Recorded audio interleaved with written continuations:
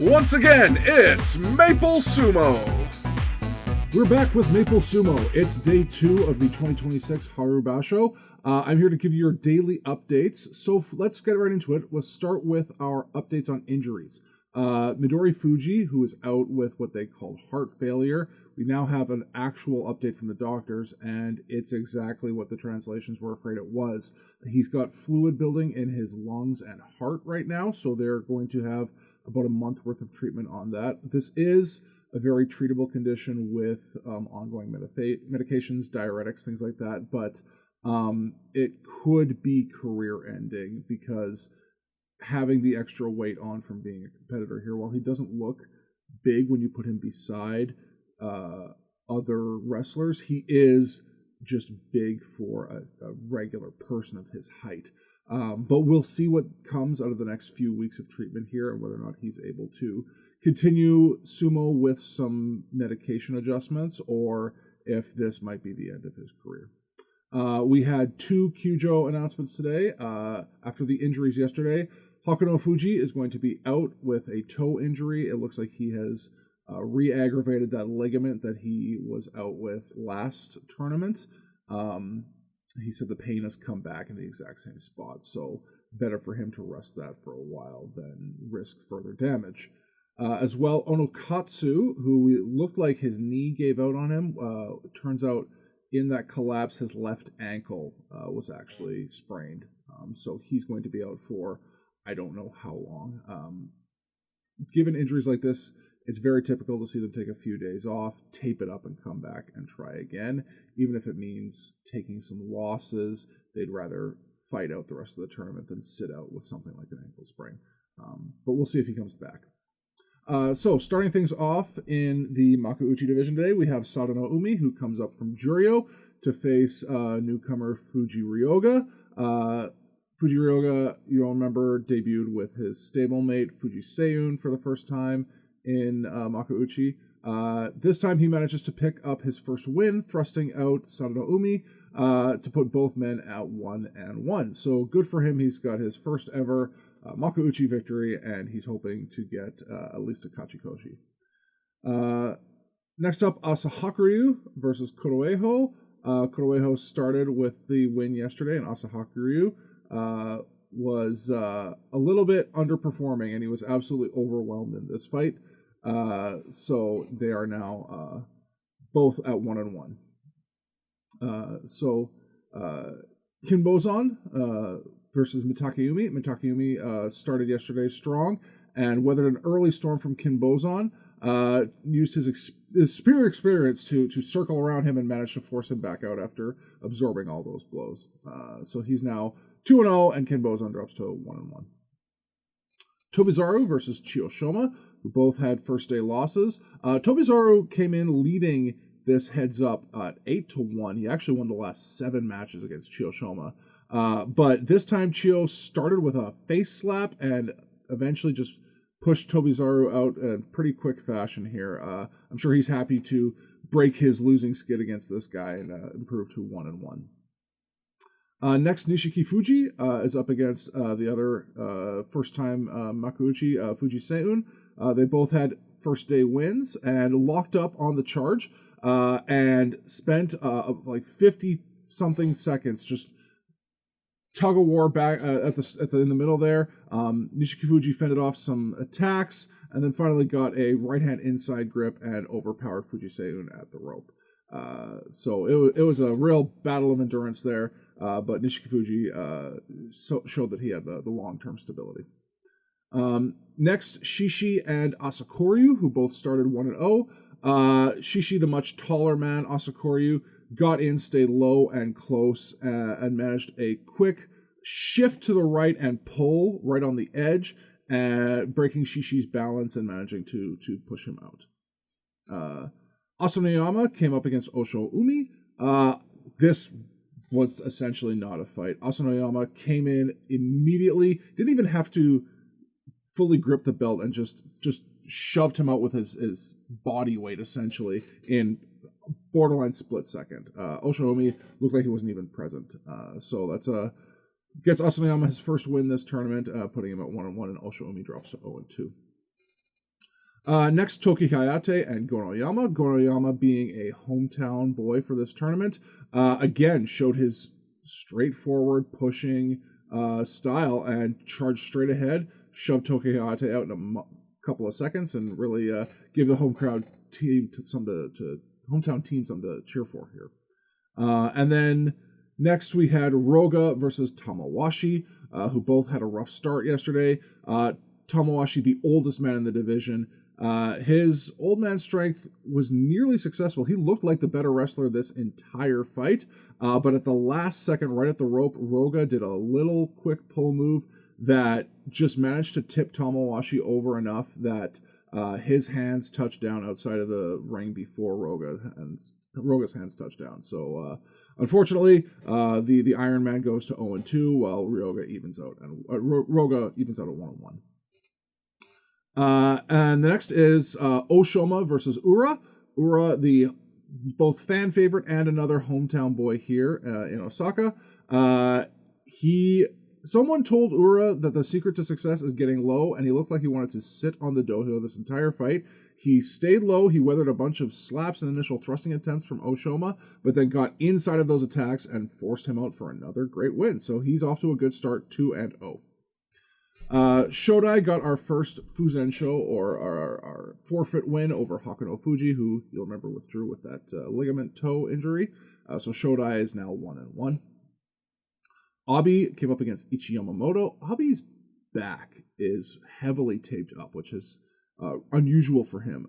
And in this fight, Abi Zumo is typically, hey, hands forward, we're going to get them in your throat and try and push you back. Or he's going to look like he does that and then try to pull you down when you come forward to counter that force. And in this fight, it looked like he skipped the part where he went forward and just tried to straight up jump backwards out of the ring as fast as he could. There was no setup. It was all try to slap down, try to jump, and yeah, he left the ring airborne. So I'm wondering if his back has got some undeclared injury that he's trying to deal with, especially in the lower portions there, near his bottom of his spine and the top of his hips, because he's showing no forward movement in the last two fights. Koro Shoho got our second forfeit win of the tournament. Onokatsu, who's out with that left ankle injury, so he goes up to 2-0.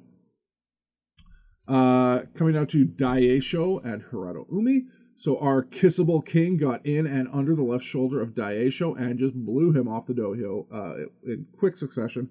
Daieisho wants to get back into the Sanyaku, but his performance lately has been a little unsteady. For a guy who's a great pusher thruster, he's letting people get inside of him and not keep that distance that he needs. So good job to Hirado Umi. Takanosho, the other pusher thruster, versus Oho. Oho absorbed the charge well, but he just did a couple of lame pull attempts that didn't really plant his feet against someone who's as forward strong as Takanosho and got forced out. That's now 8 losses in a row, spanning the 2 tournaments. So he definitely needs to shake things up and try something new to get himself back into a winning position. I know he's got strong fundamentals, but something isn't right here, and he's, I think, just stuck in a rut right now mentally. So we'll see if he can change things up. Kirishima versus Chirana Umi. Kirishima, you'll remember, is on an Ozeki run here. If he can get double digits this tournament, he should be back. But Chirana Umi stayed low and showed why he's had 4 winning record tournaments in a row.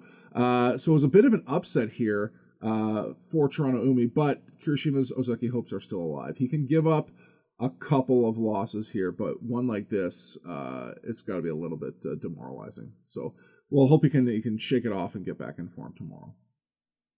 Fujinokawa comes up against Takayasu. Fujinokawa, you'll remember, is only 21. Takayasu, in fact, said that he was looking forward to facing a Rikishi who was born in the year that he made his pro debut, which is kind of insane to think about. Takayasu being in Sekiwake right now, Fujinokawa being up at Magashiro 1 there. But Takayasu showed the young kid why he's still around. He, being the bigger wrestler, immediately got in and took control with a deep grip there, and was able to completely dictate the flow of the entire match. Fujinokawa tried to slip his arm up in a kind of weak throw attempt, and his belt was already lost, and Takayasu just sort of slid out the back end of it and pushed the kid down on his face. It was a very classic look for the Bear. So Takayasu improves to 2-0. Next up is Aonishiki making his Yokozuna run versus Yoshino Fuji. Now, Yoshino Fuji is a guy who has beaten both Yokozuna last tournament, and he showed the skills that he used to beat them against Aonishiki here. He had started with some initially really strong thrusts, and then managed to get a deep outside grip against Aonishiki's typical low stance, and then he used that to break Aonishiki's balance and force him out at the edge there. So unfortunately, Aonishiki now 1-1, but this is still early in the tournament. Giving up one loss is not the end of things here. So both men are now 1-1. Wakamoto Haru came up against Kotozakura. Wakamoto Haru had a good, strong initial tachi, but Kotozakura managed to just sort of weather it for a second and then redirect it with a quick pull and turn into a force out there. So who knows? Kotozakura has not put up double digits in 7 tournaments, but this could be the one where he finally kind of gets his footing back. So we'll see, but a good 2-0 start from him right now. So the first of our current Yokozuna, Hoshoryu up against Wakataka Kage, who both started yesterday with a win.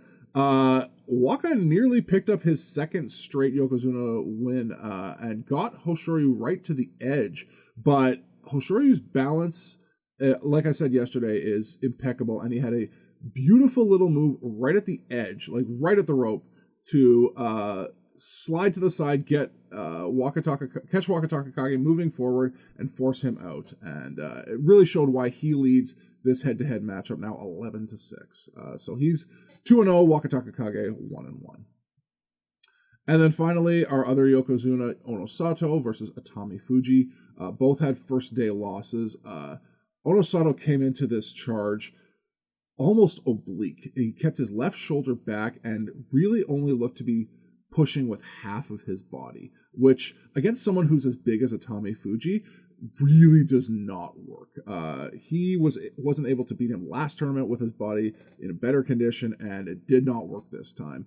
Atami Fuji just fairly easily forced him out. So I would not be surprised if we see Onosato withdrawing from this tournament. I know there's a lot of pressure on him as the Japanese Yokozuna to stay in and put up a good barrier for Aonishiki.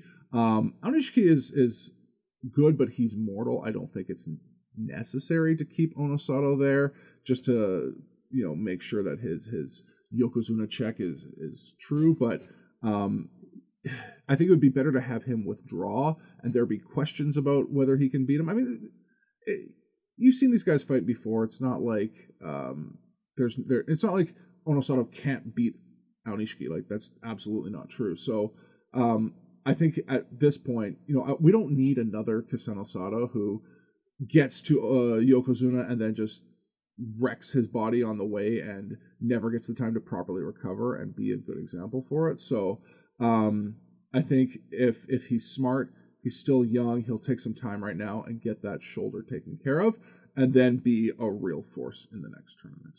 But that's it for day 2. We'll see you tomorrow for coverage of day 3. Maple Sumo is a no-plot-only lore production. Check out our other podcasts at noplotonlylore.com.